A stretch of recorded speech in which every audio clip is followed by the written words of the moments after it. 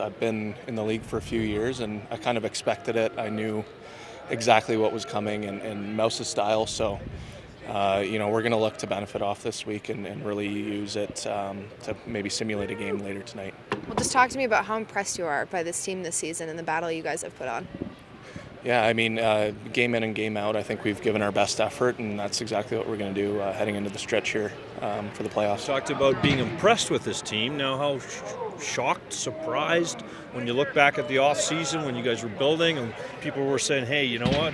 Roughnecks, not even in contention." Is it shock you or surprise you when you look at how far you guys have risen and come to this point? To be honest, it doesn't. No, I know what we have in that locker room, and I think a lot of guys were talking in the offseason that we had a little bit of a chip on our shoulder.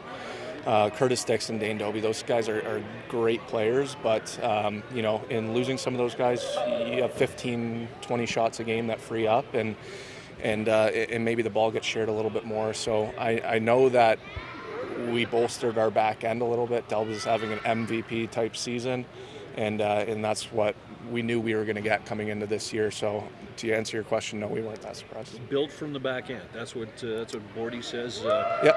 It's more than built from the back end. It's you guys succeeding from the back end out, right? Yeah, exactly.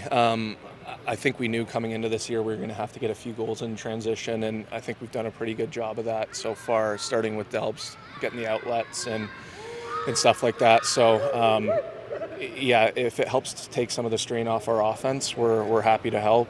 But first and foremost, our goal is to keep the ball out of our net, and of course, I think we've done a pretty good job of that with the second best goals against average this year.